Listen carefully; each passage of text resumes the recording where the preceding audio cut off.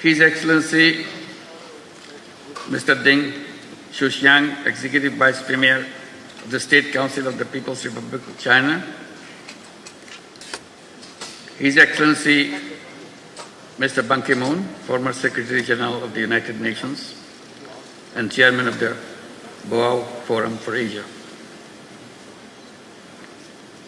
His Excellency Mr. Zhang Zhun, Secretary General of Boao Forum for Asia, Excellencies, ladies and gentlemen, Assalamu alaikum. Good morning. Thank you for inviting me to share my thoughts at this forum on the timely theme of Asia in the changing world towards a shared future. This forum takes place at a critical juncture. Global governance under multilateralism is being questioned. Geopolitical tensions are rising. Climate change is escalating. Debt burdens are unsustainable. Humanitarian crises are growing. Political will for development cooperation is weakening. The world is facing an alarming shortfall in collective action.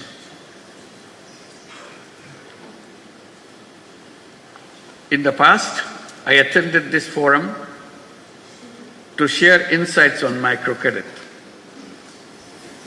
Today, I stand before you in a different capacity, representing a Bangladesh that underwent a historical transformation in July-August last year. The world witnessed a people united against oppression and corruption. Our youth and citizens demonstrated exceptional resolve and strength to redefine the future of Bangladesh. To restore public trust, we have initiated critical reforms. Independent commissions have been launched to reform the electoral system, judiciary, civil administration, law enforcement. These reforms, when implemented, will bring about fundamental transformation for our nation. Excellencies, as we build a new Bangladesh, we face multiple challenges which are shared by other Asian countries. In particular, global financial market instability, political uncertainties, diplomatic tensions, and trade disruptions create volatility. Rising interest rates and debt servicing costs are deepening Asia's debt crisis. Despite global commitments to the 2030 agenda, progress is slow. Only 24% of SDG targets have been met. Developing Asian countries face an SDG financial gap of 2.5% to $4 trillion annually. Beyond SDG financing, Asia also needs large-scale investments in infrastructure and economic diversification through responsible financing. Food security is under increasing pressure. Rising prices of essential commodities are straining household budgets, especially for low-income families. Climate change and natural disasters are exacerbating this crisis. The strengthening food supply chain is essential.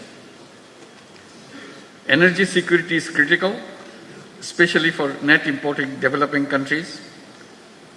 Energy supply disruptions drive inflation, economic instability, and debt distress. We must find sustainable energy solutions and scale up investments in renewables. Investing in health and education is critical and crucial for human capital development. A well-educated, skilled workforce drives economic growth and innovation. Countries that invest in universal healthcare see better economic productivity. Digital education, vocational training must be expanded to equip our youth for the jobs of the future. Distinguished audience, our civilization is at risk as we continue to embrace self-destructive economic values. The dominant economic model thrives on limitless consumption. It justifies over-extraction of resources and environmental degradation in the name of growth. We must shift towards sustainable economic models that prioritize people and the planet over the profit. The climate crisis poses an existential threat to humanity. In Asia-Pacific region, climate disaster-related economic losses are already enormous, which is equivalent to $65 billion. Climate vulnerable countries like Bangladesh are forced to divert resources towards disaster response, limiting investments in productive sectors. We need new, additional, accessible, non-ODA, non-debt creating grant-based climate finance with an equitable distribution between adaptation and mitigation. Universal access to life-saving medicines and technologies must be guaranteed.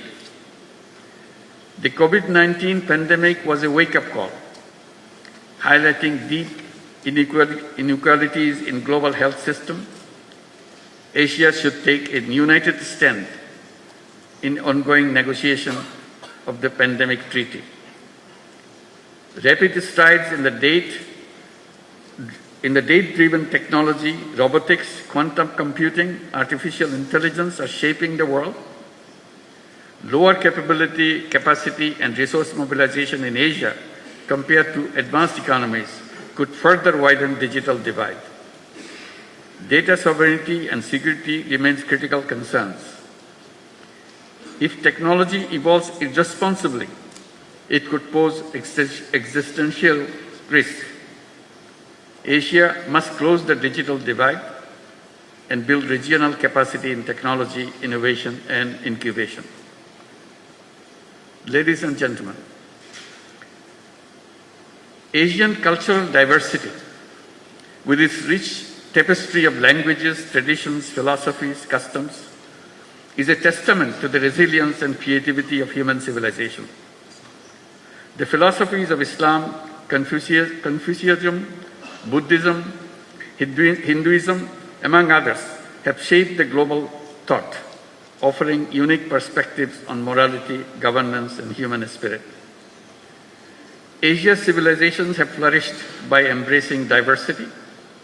Over the centuries, the vibrant exchanges of cultural diversity has not only impacted on the region, but global influence.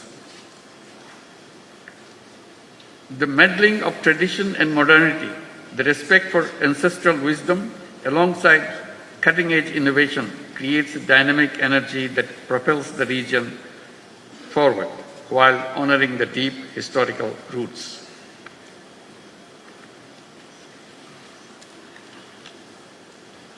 Asia's demographic dividend presents immense potential. A growing workforce, particularly young people, can drive innovations and productivity. We must provide them access to finance for entrepreneurship and sustainable solutions. Investing in human capital and in education system aligned with the evolving global job market will shape Asia's future competitiveness. Women's labor force participation in Asia remains low. Gender gaps persist in leadership and decision making. We must remove barriers to women economic empowerment and ensure equal access to opportunities. In today's polycrisis world, wars and conflicts erode rights and disrupt economics. The genocide in Gaza continues despite global condemnation. The crisis in Palestine is not just an Arab or a Muslim concern, it is a humanitarian issue. The continued tension in Ukraine is heavily tolling on our global supply chain. The protracted crisis in Myanmar threatens regional stability.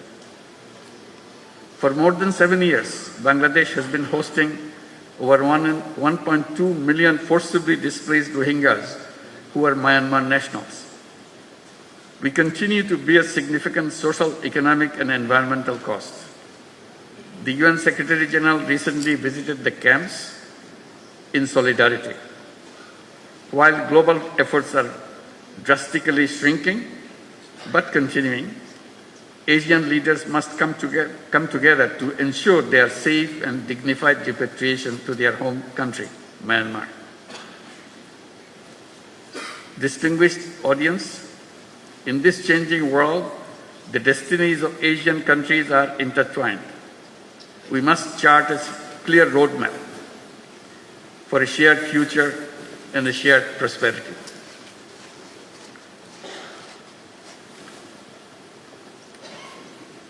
First, financial cooperation. Asia must create a sustainable financial mechanism. Regional MDBs and similar institutions should lead this effort. We need reliable funds that address our challenges and meet our growing demands. Second, trade cooperation. Asia remains one of the least integrated regions. This weak integration stifles investment and trade. We must work to boost trade cooperation immediately. Third, food and agricultural cooperation. We must promote resource-efficient farming. Domestic production must be enhanced for food security. We need to reduce imports reliance and achieve self-sufficiency.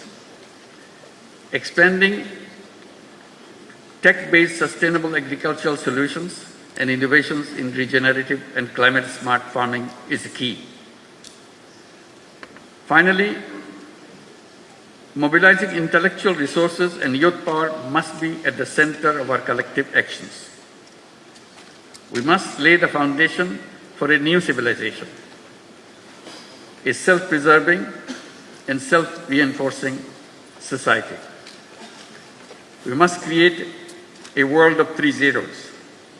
Zero net carbon emission, zero wealth concentration, and zero unemployment.